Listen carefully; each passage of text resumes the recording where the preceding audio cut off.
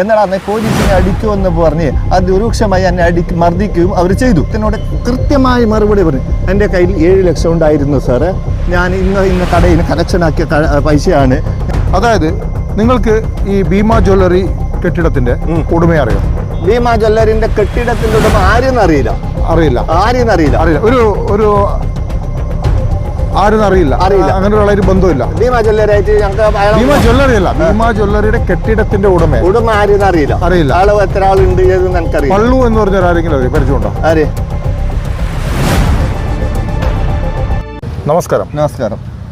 B M Ibrahim കഴിഞ്ഞ ദിവസം Kasaragod MLA എന്നെ നെല്ലിക്കുന്ന അദ്ദേഹത്തിൻ്റെ ഒരു ധർണയിൽ, ഒരു പ്രതിഷേധ മാർച്ചിൻ്റെ പ്രസംഗത്തിൽ കാസർഗോട്ടെ ഹോസ്ദുർഗ പോലീസ് ഹവാല കേസിൽ പണം മുക്കി എന്ന ഒരു ആരോപണം ഉന്നയിക്കുകയുണ്ടായി. പിന്നീട് ആ പ്രസംഗത്തിന് ശേഷം മാധ്യമപ്രവർത്തകർ ഇതുമായി ബന്ധപ്പെട്ട ചോദ്യങ്ങൾ ചോദിച്ചപ്പോൾ അദ്ദേഹത്തിന് ലഭിച്ച ഒരു പരാതിയാണ് അത്തരം പരാമർശത്തിന് കാരണം. എന്തായാലും ഇബ്രാഹിം തന്നെ കഥകൾ പറയട്ടെ. വീണ്ടും നമ്മൾക്കുള്ള ചോദ്യങ്ങളും സംശയങ്ങളൊക്കെ ഇബ്രാഹിമിനോട് ചോദിക്കാം. ഇബ്രാഹിം അനങ്കൂർ സ്വദേശിയാണ്. അതെ. അവിടെയാണ് ഇപ്പോൾ താമസം അല്ലേ? അപ്പോൾ എന്നാണ് സംഭവിച്ചത്? 25/8/2023 വെള്ളിയാഴ്ച രാവിലെ 10:15 ഞാൻ കാഞ്ഞങ്ങാട് കോയാപ്പള്ളീസിന്റെ സമീപം എത്തി. അവിടുന്ന് ഞാൻ ഫോണിൽ അവിടെ ബൈക്ക് സൈഡ് നിർത്തി ഫോണിൽ സംസാരിക്കുന്ന സമയത്ത് അപരിചയമായ ഒരു വ്യക്തി വന്ന് എൻ്റെ ബാഗ് തട്ടിപ്പറിക്കുകയുണ്ടായി. ആ സമയത്ത് ഇയാൾ പോലീസാണോ വേറെ ആരോ എനിക്കറിയില്ല. പെട്ടെന്ന് തട്ടിപ്പറിക്കുമ്പോൾ ഞാനും അദ്ദേഹവും ഉന്തും പിടിയായി.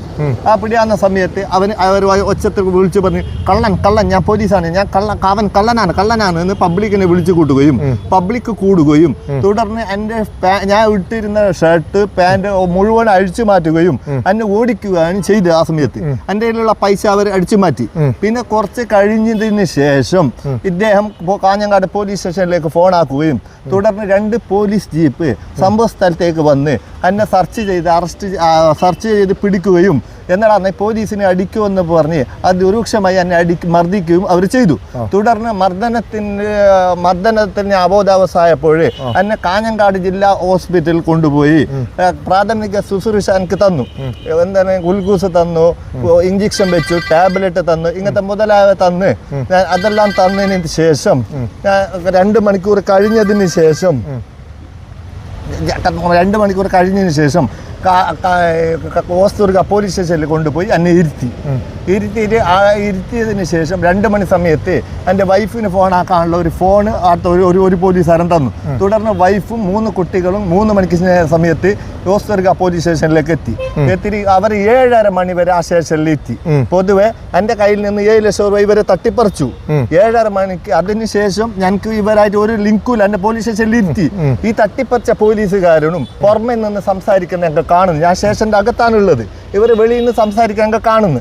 അപ്പോൾ എന്നിട്ട് അവസാനം ഷെയ്ന് വന്നിട്ട് അന്ന് ഡ്യൂട്ടിയിലുണ്ടായിരുന്ന ഒരു രാജീവൻ എന്ന് പറയുന്ന ഒരു SI ഉണ്ടായിരുന്നു.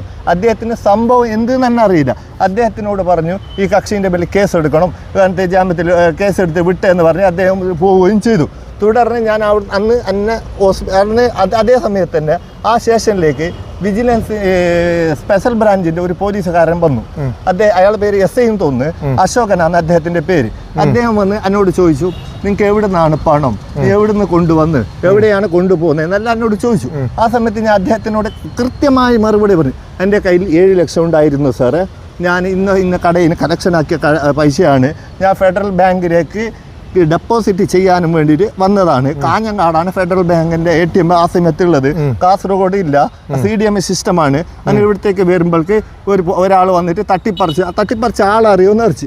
ഞാൻ പറഞ്ഞു ഒരു പോലീസുകാരനെന്ന് ആരെന്ന് അറിയുന്നാൽ 2 ദിവസം കഴിഞ്ഞ് ഞാൻ കാഞ്ഞങ്ങാട് പോലീസ് സ്റ്റേഷൻ്റെ ചുറ്റുപാടത്ത് ഇങ്ങനെ വട്ടം കറങ്ങി ആ തട്ടിപ്പറിച്ച പോലീസുകാരൻ ഞങ്ങൾക്ക് മനസ്സിലായി. തുടർന്ന് വേറൊരു പോലീസുകാരനോട് ചോദിച്ചു ഇയാളെ പേരെന്താന്ന് പറയുമ്പോൾ അദ്ദേഹം പറഞ്ഞു ആൾ സ്പെഷ്യൽ ബ്രാഞ്ച് ഓഫീസിലെ സന്തോഷ് ബാബു എന്നാണ് അറിഞ്ഞത്. ഇതിനെ തുടർന്ന് എനിക്ക് സംഭവം അറിയില്ലല്ലോ. ഇതിനെ തുടർന്ന് എന്ത് സംഭവം എന്നറിയില്ല. അവിടുത്തെ കാഞ്ഞങ്ങാടുള്ള ഷുക്കൂറൊക്കെയായിട്ട് ബന്ധപ്പെട്ട് വിവരാവകാശ രേഖ ഇവിടുത്തെ കൊടുത്തു, കാഞ്ഞങ്ങാട് പോലീസ് സ്റ്റേഷനിലേക്ക് കൊടുത്ത്. പോലീസ് സ്റ്റേഷനിൽ കൊടുത്തിട്ടാകുമ്പോഴാണ് അറിയുന്നത് എൻ്റെ 7 ലക്ഷം ഉറുപ്പിൽ നിന്ന് 4,68,000 രൂപയാണ് കോടതിയിൽ ഹാജരാക്കി.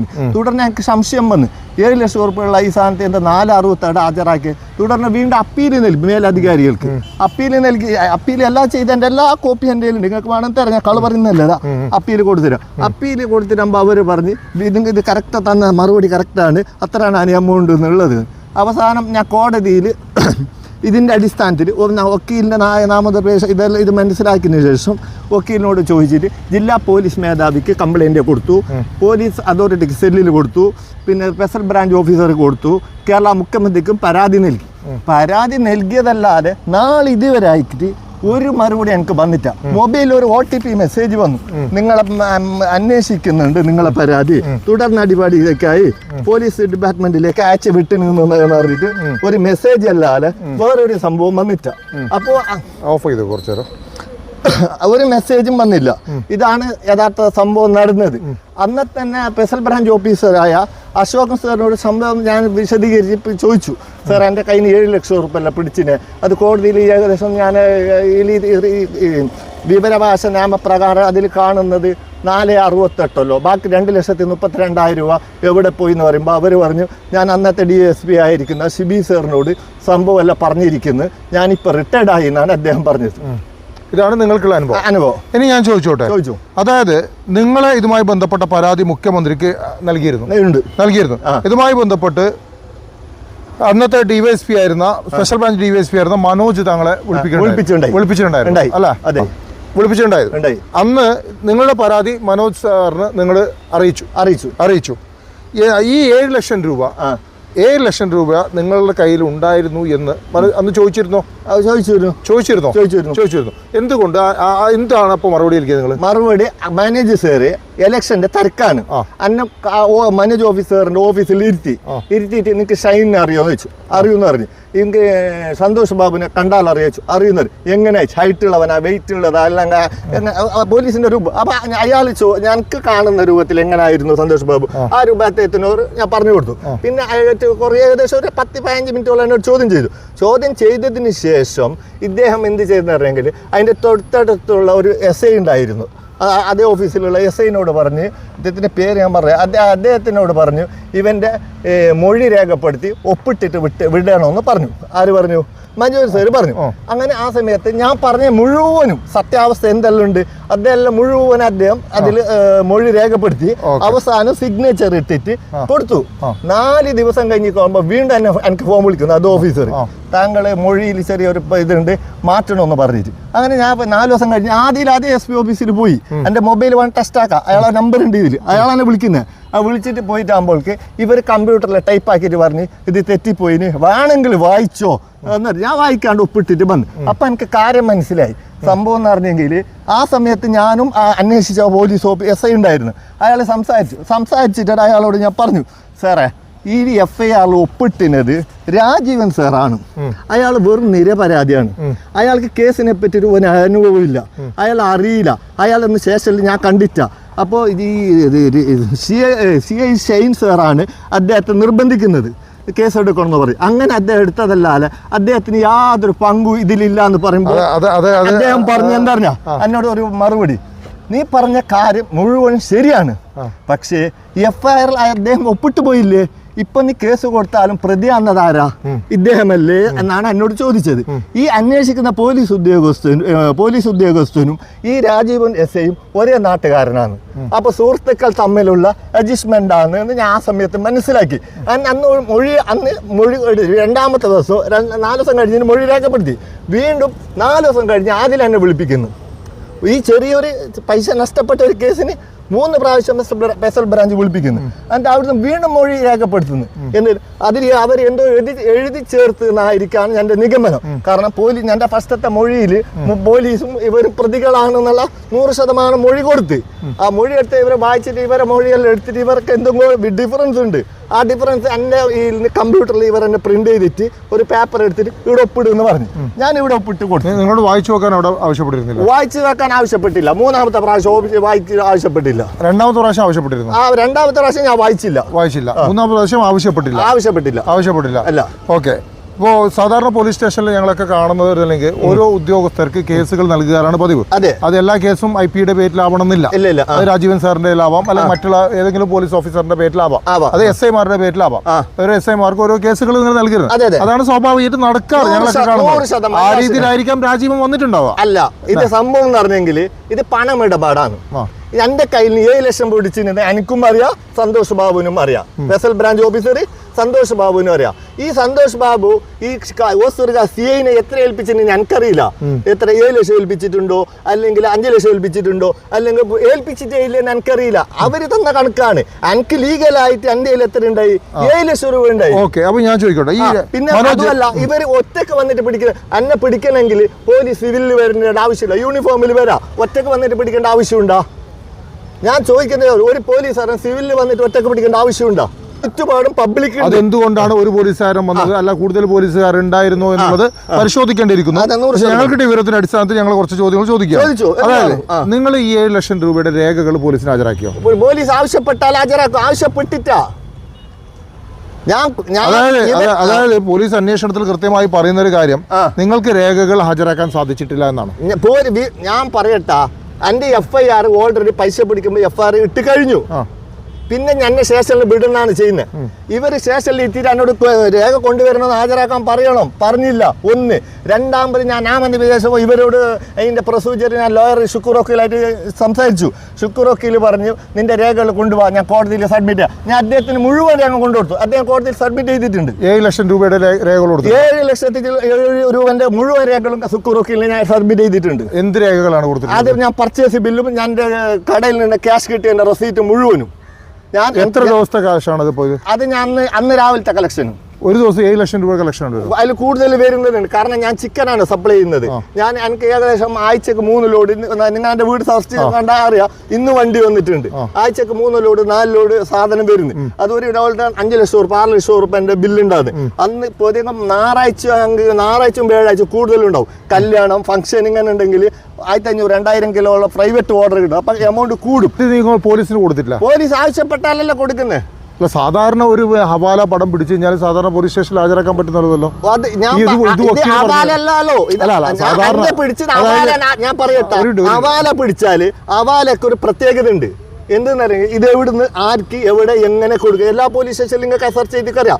ഇത് എങ്ങനെയാണ് ഹവാല എന്ന് പറയുന്നത്, ഹവാല ആർക്ക് കൊടുക്കുന്നത്, എവിടുന്ന് വാങ്ങുന്നത്, എങ്ങനെ വെറ്റി, അതാണ് ഇത്. അതിന് കാലി പൈസ മാത്രം, രേഖയില്ലാത്ത പൈസ ഹവാല ആവുമോ? രേഖയില്ലാത്ത ഞാൻ പറഞ്ഞു, 22 വർഷമായിട്ട് കച്ചവടം ചെയ്യുന്ന വ്യക്തിയാണ്. Kasaragod market, Kumbla market, Badiyadka market, Kanhangad, Poochakkad, ഏകദേശം ചെർക്കള, ബട്ടത്തൂർ, ഏത് ഭാഗത്ത് എന്നെ സെർച്ച് ചെയ്താൽ എല്ലാം അറിയാം ആര് എന്തെന്നുള്ളത്. ഓക്കെ, ഇനി ഞാൻ ചോദിക്കട്ടെ, അപ്പോൾ പോലീസ് കൃത്യമായിട്ട് പറയുന്നത് നിങ്ങൾ പിന്നെ രേഖകൾ ഹാജരാക്കിയിട്ടില്ല എന്നുള്ളതാണ്. രേഖകൾ ഹാജരാക്കാൻ എന്നെ സമ്മതിച്ചാലല്ലേ ഞാൻ രേഖകൾ ഹാജരാക്കാൻ. ജില്ലാ പോലീസ് മേധാവിയെ നിങ്ങൾ സമീപിക്കാമോ? ജില്ലാ പോലീസ് മേധാവിക്ക് ഞാൻ രേഖാമൂലം പരാതി നൽകി. അല്ല, രേഖകൾ നൽകിയോ? രേഖാമൂലല്ല, രേഖകൾ നൽകി. ഞാൻ ജില്ലാ പോലീസ് മേധാവിക്ക് ഞാൻ പരാതി നൽകി. ഈ പരാതിക്ക് മറുപടി അദ്ദേഹം തന്നില്ല. അതുമല്ല, ജില്ലാ പോലീസ് മേധാവിന് അന്നത്തെ ഡിപ്പാർട്ട്മെന്റിൽ ഉണ്ടായിരുന്ന പോലീസിനെ ഞങ്ങൾക്ക് കാണാൻ വരെ പറ്റിയില്ല. അവിടെ പോലീസ് കൗണ്ടറിൽ കൊടുത്തിട്ട് റെസീറ്റ് തന്നതല്ലാതെ ഈ പോലീസുകാരനോട് ഇങ്ങനത്തെ ഒരു ഇഷ്യൂ ആ പോലീസുകാരനെ പറ്റി സംസാരിക്കാനുള്ള വോയിസ് ഇത് ചാൻസ് ഞങ്ങൾക്ക് തന്നില്ല. ഇപ്പൊ കേരള മുഖ്യമന്ത്രി ഉണ്ട്, മുഖ്യമന്ത്രി സംഭവം അറിയുന്നില്ല, വെളിയിൽ എന്താ നടക്കുന്നത്. ഈ ഇതേമാതിരി മുഖ്യമന്ത്രിക്ക് ഞാൻ ഇത് അയച്ചിട്ടുണ്ട്. പക്ഷേ മുഖ്യമന്ത്രി ഓഫീസിൽ എത്തിന, അല്ലെങ്കിൽ അവിടുന്ന് മുഖ്യമന്ത്രിക്ക് മറുപടി നൽകി. അതന്നെ, മുഖ്യമന്ത്രി മറുപടി തന്നില്ല. മുഖ്യമന്ത്രിയുടെ ഓഫീസിൽ എത്തിന, മുഖ്യമന്ത്രി ഇതിനെ തിരിച്ചു വിട്ടിന, അല്ലെങ്കിൽ ഓഫീസിലെ പ്രൈവറ്റ് സെക്രട്ടറി തിരിച്ചയച്ചതാ എന്തിന് എനിക്കറിയില്ല. എനിക്ക് ഇതുവരെ ഒരു രേഖയും തന്നില്ല. ഓക്കെ, നിങ്ങൾക്ക് ഈ പണം നിങ്ങൾ പറയുന്നത് നിങ്ങൾക്ക് രേഖ പ്രകാരമുള്ള പണമാണ്. 100%. അത് നിങ്ങൾ കോടതിയിൽ ഹാജരാക്കിയിട്ടുണ്ടെന്ന് പറയുന്നു. 100%. അതുമല്ല, ഇപ്പോഴെന്റെ ഓൾറെഡി പോലീസ് സ്റ്റേഷനിൽ കേസ് ഉണ്ട്. എന്നെ പിടിച്ചാൽ ഇപ്പൊ പോലീസ് രേഖപ്പെടുത്തിയ 4,68,000 രൂപ അവിടെ ഉണ്ട്.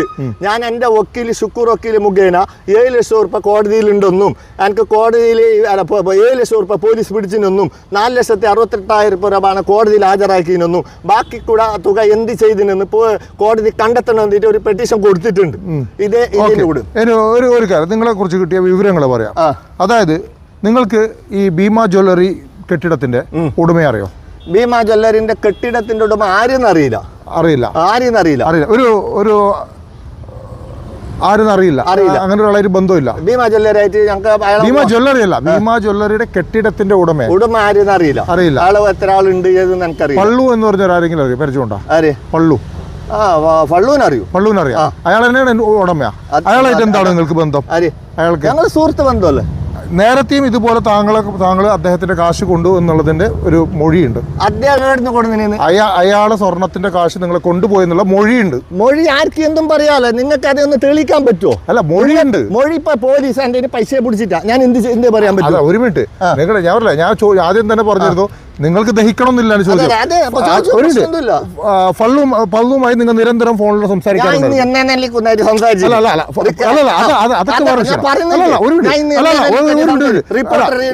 അതായത് പൊതുവെ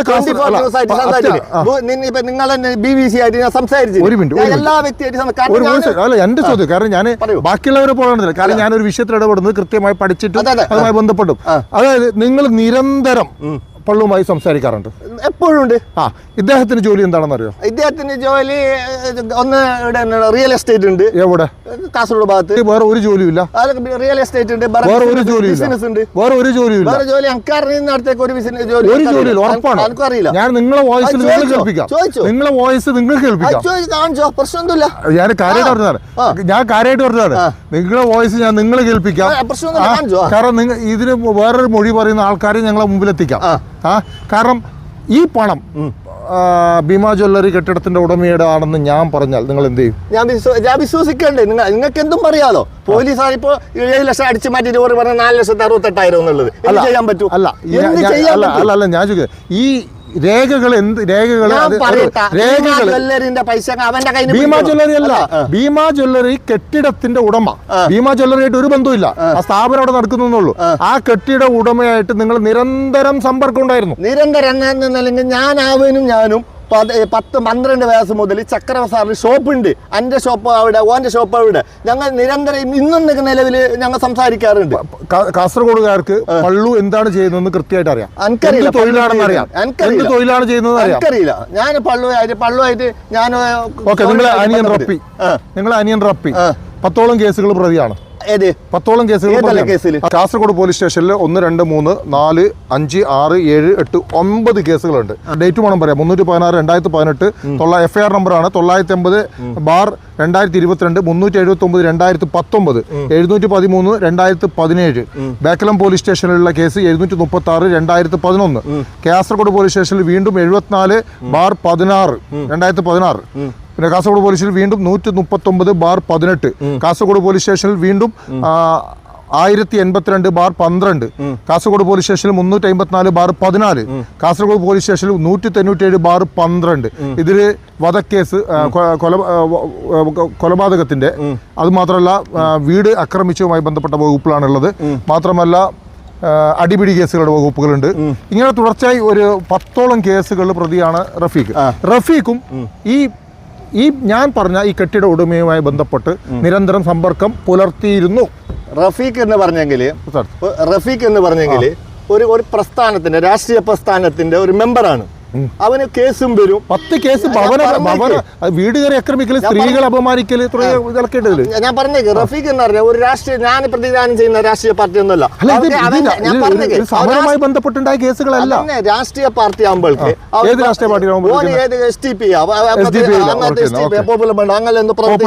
അങ്ങനെ പ്രവർത്തിക്കുന്ന ഒരു വ്യക്തിയാണ്. അവനും ഞാനായിട്ട് യാതൊരു ബന്ധവുമില്ല. പക്ഷെ നിങ്ങൾ രണ്ടുപേരും സംസാരിക്കുന്ന ഒരു വ്യക്തിയോടാണ്. ആരോട്? ഫള്ളോട്. ഞാൻ പറയട്ടെ, ഇന്ത്യൻ പ്രധാനമന്ത്രിയോട് നിങ്ങൾക്ക് സംസാരിക്കാം. നിങ്ങൾ ബ്രദേഴ്സാണ്. നിങ്ങൾ രണ്ടുപേരും ഒരാളോടാണ് സംസാരിക്കാൻ പാടില്ല. രണ്ടുപേർക്കും നല്ല രീതിയിൽ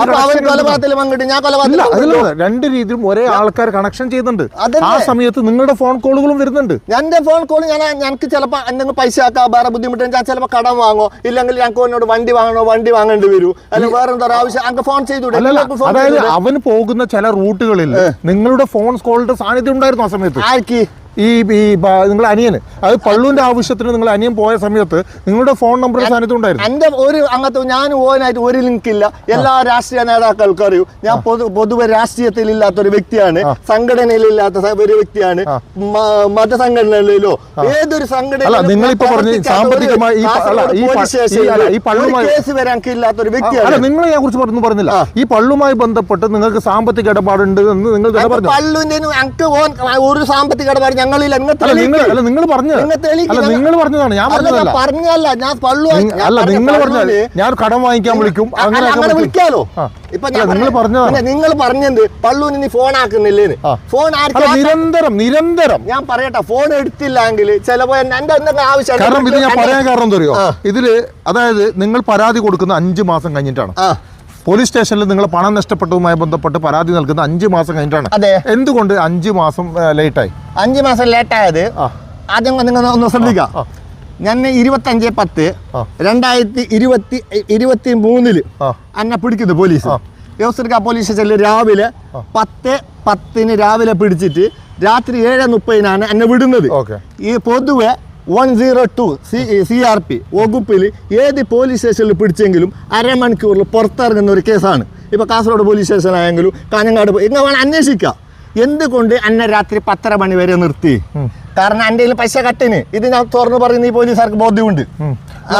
സാധാരണ പോലീസ് സ്റ്റേഷനിൽ 24 മണിക്കൂർ വരെ പ്രതികളെ പക്ഷേ കേസിന്റെ സാഹചര്യം എന്ത് നോക്കണമല്ലോ. എങ്ങനെയാണ് കാശ് പിടിച്ചിട്ടുള്ളത്? അതെ, എന്റെ കാശ് പിടിച്ചെങ്കിൽ പിടിച്ചെങ്കിൽ 3 മണി 2 മണി നേരത്തെ FIR ഇട്ട് കഴിഞ്ഞല്ലോ. അല്ല രാജുയുടെ ഒരു പോലീസ് സ്റ്റേഷന്റെ ആ IP-യുടെ വിവേചനാധികാരമാണ് നിങ്ങൾ അവിടെ ഇരുത്താം.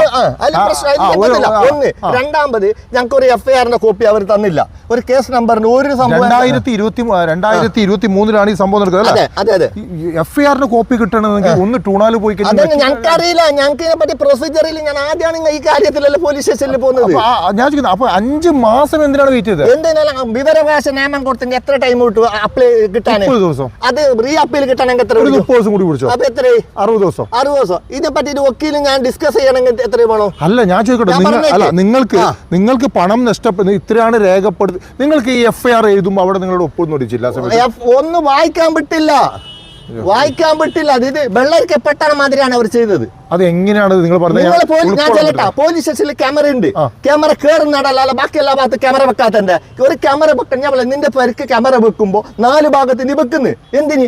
ഏതിലാണ് കള്ളം വരുന്നത്, എവിടെയാണ് പോകുന്നത്? അതേമാതിരി പോലീസ് സ്റ്റേഷനിൽ ക്യാമറ എവിടെ വെക്കണോ? അതൊരു പ്രസക്തമാണ്. ഞാൻ പറയട്ടെ, പോലീസുകാർ എങ്ങനെയാണെങ്കിൽ പോലീസ് സ്റ്റേഷനിൽ എൻട്രൻസിൽ പാറാവ് നിൽക്കുന്ന ആളാണ് ക്യാമറ വെക്കുന്നത്. അത് കഴിഞ്ഞാൽ ക്യാമറ ഇല്ല. ക്യാമറ എല്ലാ ഭാഗത്തും വെക്കണം. കാരണം അന്നെങ്കിലും നിങ്ങൾക്ക് അവിടെ നടക്കുന്ന സംഭവവും ഇതെല്ലാം അറിയാം. രണ്ടാമത് എന്റെ പൈസ പിടിച്ചത് അവിടെയാണെങ്കിലും സീസർ മത്സരം തയ്യാറാക്കിയത് വേറെ എവിടെ വെച്ചിട്ടാണ്. എനിക്ക് കാണിക്കുകയോ എൻ്റെ തന്നെ ഫോട്ടോ എടുക്കുകയോ എന്നിട്ട് തിട്ടപ്പെടുത്തുകയോ ചെയ്തിട്ടാ. എന്നോട് തിട്ടപ്പെടുത്തുകയോ ചെയ്തിട്ടാ. കാരണം ഞാൻ ഇത് ശക്തമായിട്ട് ഇത് പോരാടാനുള്ള കാരണം പണം കണ്ടത് ഇത് പള്ളുവിന്റെ അല്ല. പള്ളുവിന്റെ പണം പള്ളു പോരാടട്ടെ. അതല്ല ഔദ്യോഗികമായി ലഭിക്കുന്ന വിവരങ്ങളൊന്നല്ല. കാരണം ഇപ്പൊ നിങ്ങൾക്കറിയാം, ഇന്ന് നിങ്ങളെ തേടി ഞാൻ 2 പ്രാവശ്യം വന്നു അല്ലെ. 3ാമത്തെ പ്രാവശ്യമാണ് നമുക്ക് കാണാൻ പറ്റിയത്. കാരണം ഞാൻ ഒരു വിഷയം കിട്ടിക്കഴിഞ്ഞാൽ കൃത്യമായി പഠിക്കണമെന്ന് ആഗ്രഹം. പക്ഷെ നിങ്ങളെ ചുറ്റുപാടും നിങ്ങളുമായി ബന്ധപ്പെട്ട വിഷയങ്ങളും എല്ലാം ഞാൻ പഠിക്കുകയാണ്. നിങ്ങൾ എന്താണ് തൊഴിലെടുക്കുന്നത്, എന്തൊക്കെ ചെയ്തിട്ടുണ്ട്, ഇതൊക്കെ പഠിച്ചിട്ട് ഞങ്ങൾ കിട്ടിയ വിവരങ്ങളുടെ അടിസ്ഥാനത്തിലാണ്. അപ്പൊ എന്റെ ചില കിട്ടിയ വിവരങ്ങൾ ശരിതാണ്. കാരണം ഞാൻ പറഞ്ഞ വ്യക്തിയായിട്ട് നിങ്ങൾക്ക് നല്ല ബന്ധമുണ്ട്. ഞാൻ ചോദിക്കട്ടെ, ഞാൻ BJP-ന്റെ രമേശനായിട്ട് സമ്പർക്കം പോലെത്തുന്നല്ലോ. അതിനെ പറ്റി നിങ്ങൾ ചോദിക്കാല്ലോ. എന്താ BJP രമേശ് കള്ളക്കടത്തുകാരനാണെന്നല്ലോ ആരോപണം. ഞാൻ BJP-ന്റെ രമേശനായിട്ട് സമ്പർക്കം പറ്റുന്നുണ്ട്. CPI-ന്റെ എല്ലാ സെക്രട്ടറി ശശിയായിട്ട് സമ്പർക്കം പറ്റുന്നുണ്ട്. അല്ല മറ്റേ ഈ ശശി ഇതുണ്ടല്ലോ ഈ കുമ്പളയിലത്തെ ശശിയായിട്ട് ഞാൻ പിന്നെ ബാക്കി സഖാക്കന്മാരായിട്ട് ഞാൻ എല്ലാരായിട്ട് ഞാൻ സമ്പർക്കം. ഇതൊന്നും പറയാണ്ട് വ്യക്തിന്റെ പേര് കൊള്ളാത്ത ഈ വ്യക്തിന്റെ പേരിട്ട് നിങ്ങൾ നിരന്തരം അദ്ദേഹത്തെ വിളിച്ചിരുന്ന ആ സമയത്ത് ഞാൻ ചിലപ്പോ അദ്ദേഹത്തെ ഞാൻ പറയട്ടെ നിങ്ങൾ ആ സമയത്ത് വിളിച്ചിരുന്നു. ഞാൻ പറയട്ടെ, ഞാൻ പോലീസ് സ്റ്റേഷനിലായ സമയത്ത് ചില അദ്ദേഹത്തിന് ഞാൻ വിളിച്ചിന്. ഇല്ലാന്ന് ഞാൻ പറയുന്നില്ല. എന്റെ ഇങ്ങനെ ഞാൻ പെട്ടിട്ട് വിളിച്ചിട്ടുണ്ട് ആരെങ്കിലും എന്റെ വീട്ടിലെ പരിക്കറി എന്തുകൊണ്ട് ആ സമയത്ത് ശശിനെ വിളിച്ചില്ല? എന്തുകൊണ്ട് ബി ജെ പിക്കാരൻ രമേശിനെ വിളിച്ചില്ല? ബി ജെ പിക്കാരൻ രമേശിനെ വിളിച്ചില്ല? എന്തുകൊണ്ട് മറ്റു രാഷ്ട്രീയ പാർട്ടിക്കാരെ വിളിച്ചില്ല? എന്തുകൊണ്ട് ഒരു വിവാദ വ്യവസായിയെ മാത്രം നിങ്ങൾ വിളിച്ചു? ഞാൻ വിളിച്ചത് കാരണം എന്റെ നമ്പർ ബൈഹാർട്ട് കൊണ്ട് ഞാൻ വിളിച്ചത്. അത്രമാത്രം അടുപ്പമാണ് നിങ്ങൾ. അടുപ്പം ഞാൻ ഇന്ന് നല്ലല്ലോ. ഓന്റെ ഫാദർ ആയിട്ട് അടുപ്പം, ഓന്റെ മദർ ആയിട്ട് അടുപ്പം, ഓന്റെ ജ്യേഷ്ഠനുമായിട്ട് അടുപ്പം, ഓന്റെ ഷോപ്പായിട്ട്. ഇത് ഞങ്ങൾ അറിയാനുള്ള കാരണം അന്ന് നിങ്ങൾ ഫോൺ വിളിച്ചു എന്നുള്ളത് വിളിച്ചു. കാരണം ആ സമയത്ത് നിങ്ങൾ സംസാരിച്ച് നിങ്ങളോടൊപ്പമുള്ള ആൾക്കാരാണ് ഞങ്ങളോട്, അത് ആ സമയത്തല്ല അതിന്റെ തൊട്ടടുത്ത ദിവസം നിങ്ങൾ സംസാരിച്ച് കൃത്യമായി കേട്ട ആളുകളാണ് എന്നോട്. ചിലപ്പോൾ അവർ പ്രത്യക്ഷത്തിൽ അവർക്ക് വരാൻ പറ്റില്ല. ആ വിവരങ്ങളാണ് ഞാൻ നിങ്ങളോട് ഈ ചോദിച്ചതൊക്കെ. അല്ല പറഞ്ഞ ഈ മനുഷ്യനെ ഞാൻ കണ്ടില്ല. അല്ല ഈ മനുഷ്യൻ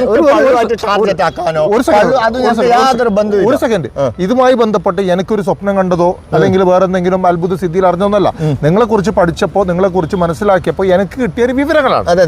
ആ വിവരങ്ങൾ നിങ്ങളോട് തന്നെയാണ് ഞാൻ ചോദിക്കുന്നത്. ഓക്കെ, ഞാൻ ഒരു കാര്യം പറയട്ടോ. ഞാൻ നിങ്ങളോട് പറയാം, കഴിഞ്ഞ പോലീസ് സ്റ്റേഷനിൽ ഒരു വിവാദമുണ്ടായി. ആ വിവാദത്തിൽ അന്നത്തെ ഒരു സർക്കിൾ ഇൻസ്പെക്ടർ കാശ് ആവശ്യപ്പെട്ടു എന്ന് പറഞ്ഞു. ഞങ്ങൾക്ക് സംഭവം അറിയില്ല. ഞാൻ അന്ന് അങ്ങനത്തെ വിവാദമില്ല. അങ്ങനെ അവസാനം ഞങ്ങളെ കൗൺസിലറാണ് നിങ്ങൾ ധരിപ്പിച്ചത്. അയാളെ പേര് ഞാൻ പറയുന്നില്ല, അയാളെ നിങ്ങൾ ധരിപ്പിച്ചത്. നിങ്ങൾ മുഖേന എൻ്റെ CIക്ക് അത് അറിയുകയും CI എന്നോട് ചോദ്യം ചെയ്യുകയും ചെയ്തിട്ടുണ്ടായി. മനസ്സിലായില്ല. CIക്ക് പണം ആവശ്യമുണ്ട്. അപ്പം ആവശ്യമുണ്ട് എന്ന് പറഞ്ഞിട്ട് ആരാണ് ഒരു CI ഇങ്ങനെ വേറെന്തോ ഒരു വിഷയത്തിൽ ഒരു 4-5 വർഷം മുമ്പ് ആരാണ് നിങ്ങളെ സമീപിച്ച പൈസ ആവശ്യമുണ്ട്? ഒരു ഇടനിലക്കാരൻ സമീപിച്ചു. അല്ല ഞാൻ പറഞ്ഞേക്ക് ഇടനിലക്കാരൻ പോലീസ് സ്റ്റേഷനായിട്ട് ബന്ധമുള്ള ഒരു വ്യക്തിയാണ്. ആരാണെന്ന് പറഞ്ഞേക്ക് അവൻ അവസാനം കാസർഗോഡ് പോലീസിനെ വിൽക്കാൻ നടക്കുന്നത് ആരാണ്? സ്റ്റേഷൻ പരിസരത്ത് പരിശോധിച്ചാൽ അറിയാം. അല്ല 4 വർഷം മുമ്പത്തെ കഥയാണ്. അതെ, അത് ഞാൻ ചൂണ്ടിക്കാണിച്ചു തരാം. അൺകൂറാണോ അദ്ദേഹത്തിന്റെ സ്ഥലം? ഒക്കെ ആയിരിക്കാം. നിങ്ങൾക്ക് അന്നാട്ടും കൂടുതൽ അറിയാലോ. പിന്നെ ചോദിക്കുന്നത് അയാളാണെന്നുള്ളത് നമുക്ക് തിരിക്കണ്ട. കാസർഗോഡ് സിക്ക് പണം കാസർഗോഡ് സിക്ക് പണം ആവശ്യമാണെന്ന് എന്നോട് പറഞ്ഞു. ഞാൻ പറഞ്ഞു അദ്ദേഹത്തിനോട് CI ആവശ്യപ്പെട്ടാൽ ഞാൻ കൊടുക്കാൻ പാടോ, നീ കൊടുക്കണ്ട. അവസാനം CI എന്നോട് പറഞ്ഞാ ഞാൻ അതിന്റെ പൈസ വാങ്ങുന്ന ആളല്ലോ. CI ആ മുഖം നോക്കിയിട്ട് എന്നോട് പറഞ്ഞു അവനക്ക് കബരിപ്പണിയാണ്, അവന് നിന്നെ ചൂഷണം ചെയ്തതാണെന്ന് CI പറഞ്ഞു. എന്റെ കേസ് അവിടെ സോൾവ് ആയി ഞാൻ വന്നു. അല്ല ഞാൻ പറഞ്ഞത് പോരാട്ടത്തിനല്ലേ ഞാൻ മതിപ്പ് നൽകുകയാണ്. പക്ഷെ ഇങ്ങനെയുള്ള ചില ആരോപണങ്ങളും താങ്കൾക്കെതിരെ വരുന്നുണ്ട്. ആരോപണം ഒരു വ്യക്തിനെ സ്രോതസ് ഉണ്ടല്ലേ, കോടി ഉറുപ്പ ലോഡ് ഏത് ബാങ്കില് ഈ ബാങ്കിൽ 3 കോടി ഉറുപ്പ എന്തോ കൊടുക്കാനുണ്ട്. അത് ഞാൻ പൈസ എനിക്കറിയില്ല. അദ്ദേഹം 3 കോടി രൂപയുടെ ബാങ്കിൽ കൊടുക്കാണ്ട് എനിക്ക് അദ്ദേഹത്തെ പരിചയമില്ല. ഞാൻ ചോദിക്കുന്ന അദ്ദേഹത്തിന്റെ സാമ്പത്തിക നിലവാരത്തിൽ നിങ്ങൾക്ക് അതന്നെ. അദ്ദേഹം 3 കോടി രൂപ ഓൾറെഡി ലോസിലുള്ള വ്യക്തി. പിന്നെ അദ്ദേഹം എടുത്ത് പൈസ തരൂ. അല്ല ഞാൻ അന്നത്തെ കാശ് നിങ്ങൾ അന്ന് വിളിച്ച ആദ്യത്തെ ഫോൺ, നിങ്ങളെ ഫോൺ നമ്പറിൽ വിളിച്ച ആദ്യത്തെ ഫോൺ പള്ളുവിന്റെ ആണ്. ഞാൻ എന്റെ വൈഫ് പള്ളൂന്ന് പല ആൾക്കും വിളിച്ചിന്. അല്ല ഞാൻ പറയട്ടാ, അന്ന് വിളിച്ച ആളുകൾ ആരൊക്കെയാണ്? നിങ്ങൾ ഫോൺ വിളിച്ചത് 25/8 26/8 2 ദിവസത്തെ 25/8 ഞാൻ പോലീസ് പിടിച്ചത്. പൈസ പിടിച്ചത് 26/8 ദിവസം മാറി. പൈസ 2 ദിവസം വിളിച്ച ഡീറ്റെയിൽസ് അല്ലല്ലോ, ഞാൻ ഒരു ദിവസമുള്ള ഡീറ്റെയിൽസ് ഞാൻ തരാം. തൊട്ടടുത്ത ദിവസം പിടിച്ചാൽ പൈസ പുറത്തായല്ലോ. അല്ല പൈസ ദിവസം നിങ്ങൾ ആരൊക്കെ ബന്ധപ്പെട്ടു എന്നുള്ളത് അന്ന് എല്ലാവരുമായിട്ട് ബന്ധപ്പെടും. ഞാൻ പോലീസുകാരായിട്ട് ഇന്നും ഞാൻ സമ്പർക്കം പുലർത്തുന്നുണ്ട്.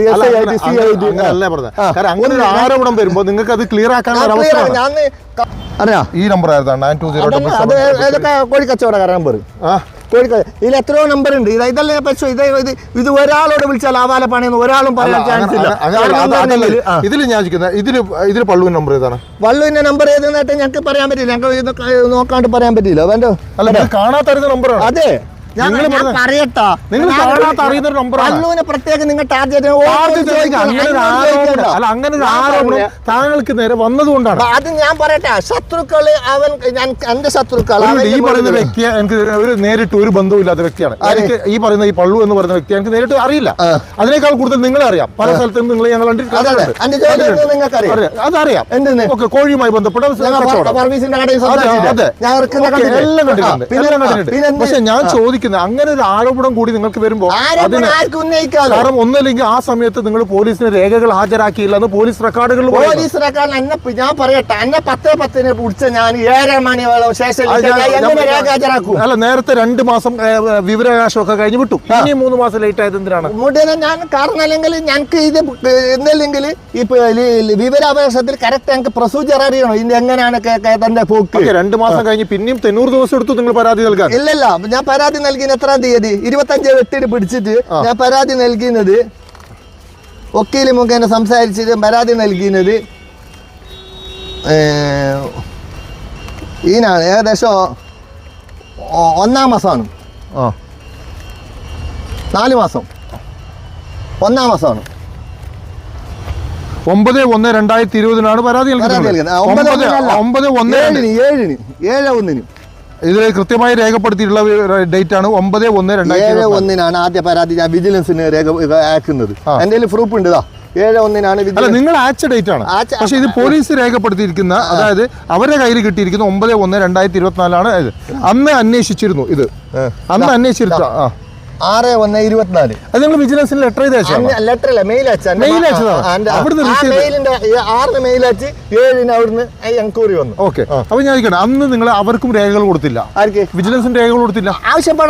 ആവശ്യപ്പെടാണ്ട് കൊടുത്തു. ഞാൻ ചോദിക്കട്ടെ, ഒരു അനധികൃതമായ പണം പിടിച്ചു എന്ന് പറയപ്പെടുന്ന വിഷയത്തിൽ നിങ്ങൾക്ക് രേഖകൾ എന്റെ പണം എനിക്ക് ഈ രേഖകൾ ഉണ്ടെന്നിട്ട് നിങ്ങൾ ഹാജരാക്കണ്ടേ? ഹാജരാക്കാൻ ഞാൻ അവരെ അന്വേഷിച്ചു. ഞാൻ വക്കീലിനെ സമീപിച്ച വക്കീൽ പറയും കോടതി ആവശ്യപ്പെടും, കോടതിയിൽ ഹാജരാക്കണം. വക്കീല് അത് എപ്പോഴെന്ന് വെച്ച് കഴിഞ്ഞാൽ നിങ്ങളെ പണം വിഡ്രോൾ ചെയ്യണം, അതായത് അത് കോടതിയിൽ തെളിയിക്കപ്പെടണം എന്ന് പറഞ്ഞതുകൊണ്ടാണ് വക്കീൽ ആ രീതിയിൽ പറയുന്നത്. അതായത് കോടതി ചോദിക്കും ഈ പണത്തിന്റെ രേഖകളുണ്ട്, പക്ഷെ അന്വേഷണം നിങ്ങൾക്ക് അങ്ങനത്തെ ഒരു അലിഗേഷൻ ഉണ്ടെങ്കിൽ നിങ്ങൾ ആ സമയത്ത് തന്നെ അവിടെ പോലീസ് സ്റ്റേഷനിൽ ഹാജരാക്കണം. ഞാൻ പറയട്ടെ, അന്നത്തെ അന്വേഷണ ഉദ്യോഗസ്ഥനെ ഏൽപ്പിച്ചിന് ആദ്യം ഉദ്യോഗസ്ഥനോട് പറയും. കാരണം പണം പിടിച്ച് CI പണം എൻ്റെ കേസ് FIR ഇട്ടിട്ട് കേസ് അന്വേഷണത്തിന് വേറെ പോലീസ് ഉദ്യോഗസ്ഥനെ ഏൽപ്പിച്ച് വേറൊരു എസ്ഐനെ ഏൽപ്പിച്ച് അദ്ദേഹത്തായിട്ട് അദ്ദേഹം എന്നോട് മുഴുവൻ മൊഴിയെടുത്ത് എല്ലാവരും നല്ല ബില്ലെല്ലാം ഉണ്ട് സാറേ എല്ലാം പറയുക. അദ്ദേഹം ക്ലോസ് ചെയ്തിട്ട് കോടതിയിലേക്ക് ആക്കുകയും ചെയ്തു. രേഖകൾ എന്തുകൊണ്ട് സ്പെഷ്യൽ ബ്രാഞ്ച് DYSP നിങ്ങളോട് രേഖകൾ ആവശ്യപ്പെട്ട് എന്നോട് ചോദിച്ചില്ല, ഉണ്ടാവും ചോദിച്ചിട്ടുണ്ടെന്ന് പറഞ്ഞു. പക്ഷെ അത് കൊടുക്കണ്ടേ? ചോദിക്കണമല്ലോ, ഞങ്ങൾക്കറിയില്ലല്ലോ. സ്പെഷ്യൽ ബ്രാഞ്ച് നിങ്ങളുടെ സാന്നിധ്യത്തിൽ നടന്ന സംഭവമാണ് ഞാൻ പറയുന്നത്. സ്പെഷ്യൽ ബ്രാഞ്ച് DYSP നിങ്ങളോട് രേഖകൾ ആവശ്യപ്പെട്ടു, നിങ്ങൾ 7 ലക്ഷം രൂപയുടെ രേഖകൾ കൊണ്ടുവരാൻ ആവശ്യപ്പെട്ടു. കൊണ്ടുവന്നല്ലോ, ഞാൻ അവരെ ഏൽപ്പിച്ചിട്ടില്ല, അവരെ എന്നോട് ചോദിച്ചില്ലല്ലോ. ഞാൻ പറയട്ടെ, ഞാൻ കൊടുത്ത മറുപടിക്ക് ഞാൻ കൊടുത്ത പരാതിക്ക് മറുപടി അവർ തന്ന. ഞാൻ ചോദിക്കട്ടെ,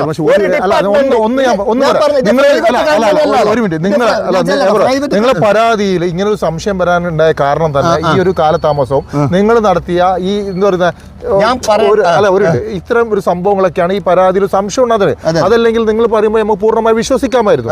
അതായത് 5 മാസം ലേറ്റായി പോലീസ് ചോദിച്ചു രേഖകൾ ആവശ്യപ്പെട്ടില്ല, നിങ്ങൾ വക്കീലിനെ സമീപിച്ചു, വക്കീൽ പറഞ്ഞു കോടതിയിൽ കൊടുത്താൽ മതിയെന്ന്, അതുകൊണ്ട് നിങ്ങൾ കോടതിയിൽ കൊടുക്കാണ്ട്. അന്വേഷണ ഉദ്യോഗസ്ഥർ, അതായത് മുഖ്യമന്ത്രിക്ക് പരാതി നൽകി, വിജിലൻസിന് പരാതി നൽകി, ഇവരൊക്കെ പരാതി നൽകി നിങ്ങളുടെ അടുത്തേക്ക് വരുമ്പോൾ നിങ്ങൾക്ക് ആ രേഖകൾ ഹാജരാക്കാൻ ബാധ്യതയില്ല. അവർ ചോദിക്കുകയാണ്, നിങ്ങളോട് DYSP ചോദിക്കുകയാണ് നിങ്ങൾ ആ രേഖകൾ ഹാജരാക്കണമെന്ന്. എന്നോട് ആവശ്യപ്പെട്ടിട്ട് രേഖകൾ ബില്ല് ഇതുണ്ടോ എന്നോട് വിജിലൻസിന്റെതും സ്പെഷ്യൽ ബ്രാഞ്ചിന്റെ ഓഫീസർ ചോദിച്ചാൽ എന്താണ് കച്ചവടം, കോഴി ടാക്സ് ഇല്ല, പ്രശ്നമില്ല, കാര്യമില്ല.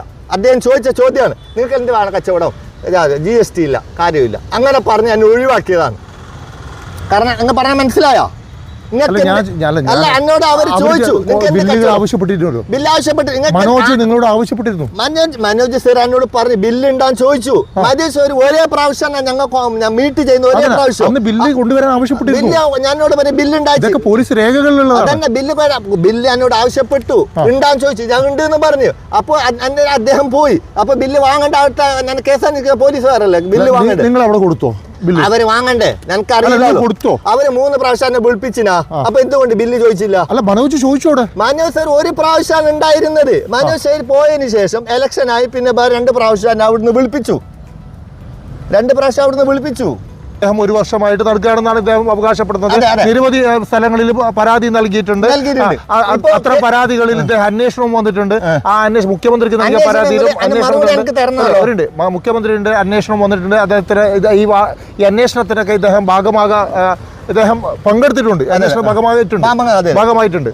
അപ്പോൾ ഇദ്ദേഹത്തിന് മറുപടി ലഭിച്ചില്ല എന്നുള്ളതാണ് ഇദ്ദേഹത്തിന് മറുപടി. 100% എനിക്ക് കിട്ടിയില്ല. ഞാൻ ഇപ്പൊ RTI പ്രകാരം ഇത് ഇൻഫർമേഷൻ പ്രകാരമാണ് ഞാൻ എടുത്തുകൊണ്ടിരിക്കുന്നത്. അതായത് നിങ്ങൾക്ക് ഈ അന്വേഷണത്തിൽ എന്ത് സംഭവിച്ചു എന്നുള്ള മറുപടി ലഭിച്ചില്ല, അതാണ് നിങ്ങൾ പ്രധാനപ്പെട്ട പരാതി. ഒന്നത്. രണ്ടാമത് എന്റെ പൈസ, നഷ്ടപ്പെട്ട പൈസ തിരിച്ചു കിട്ടാനും വേണ്ടിയിട്ട് ഞാൻ പോലീസിനെ സമീപിച്ചാകുമ്പോൾ അവർ പറഞ്ഞ ഒരേ കാര്യമാണ്, നിന്റെ പൈസ അല്ല പ്രശ്നം, അവരുടെയാണ് പ്രശ്നം. നിരപരാധിയായ പോലീസിനെ എങ്ങനെ രക്ഷപ്പെടുത്തണോ? ഓക്കെ, അത് നിങ്ങൾ പറയുന്നത് നിങ്ങളെ വിശ്വാസം ശരിയായിരിക്കാം, നമുക്ക് തള്ളാൻ പറ്റില്ല. ഓക്കെ, പക്ഷെ അവിടെ ചില രേഖകൾ, കൃത്യമായ രേഖകളിൽ നിങ്ങൾക്ക് പാകപ്പിഴകൾ വന്നിട്ടുണ്ട്. എന്റെ പാകപ്പിഴകൾ ഒന്ന്, പിന്നെ രേഖകൾ ഹാജരാക്കാൻ നിങ്ങൾ കാലതാമസമെടുത്തു, പരാതി നൽകാൻ കാലതാമസമെടുത്തു, DYSP ആവശ്യപ്പെട്ടിട്ട് രേഖകൾ നൽകിയില്ല. അത് നിങ്ങൾ കിട്ടിയ തെറ്റായ അഡ്വൈസ് പ്രകാരമാണോ? DYSP സംസാരിച്ചു, മനോജ് സാർ ഒരു പ്രാവശ്യം ചോദിച്ചു. തെറ്റായ ഉപദേശങ്ങൾ കിട്ടിയിട്ടുണ്ട് എന്ന് ഞാൻ പറയാം. എന്താ വെച്ച് കഴിഞ്ഞാൽ ആ രേഖകൾ പോലീസ് ഹാജരാക്കി ആ കേസ് വളരെ വേഗത്തിൽ തീർപ്പാവുന്ന ഒരു കേസായിരുന്നു. എന്തുകൊണ്ട് ഒരു തീർപ്പാക്കി എനിക്ക് മറുപടി തന്നില്ല? ഞാൻ ഇതിൽ തിരുവനന്തപുരത്ത് എല്ലായിടത്തും മെസ്സേജ് വന്നു, താങ്കളുടെ കേസ് കാസർഗോഡ് ക്രൈം ബ്രാഞ്ച് DSPക്ക് മാറ്റിയിട്ടുണ്ട്, താങ്കളുടെ കേസ് പോലീസ് മേധാവിക്ക് തുടർന്നത്. ഇതല്ലാതെ ഒരു മറുപടി എനിക്ക് വന്നില്ലല്ലോ. ഒരു പരാതി നൽകിയാൽ മറുപടി അത്യാവശ്യമാണ്. മറുപടി ലഭിച്ചില്ല എന്നുള്ളത് പ്രധാനപ്പെട്ട ഒരു പരാതിയാണ്. രണ്ടാമത് ഇദ്ദേഹം പറയുന്നത് ഞാൻ ഹവാലക്കാരനല്ല, കോഴിക്കച്ചവടക്കാരനാണ്. കോഴിക്കച്ചവടക്കാരനാണ്. ആ കോഴിയുമായി ബന്ധപ്പെട്ട അദ്ദേഹത്തിന് കച്ചവടം ഉണ്ട്, എല്ലാവർക്കും അറിയാം, കാസർഗോഡുള്ള ഒരുവിധം ആൾക്കാർക്കൊക്കെ അറിയാം.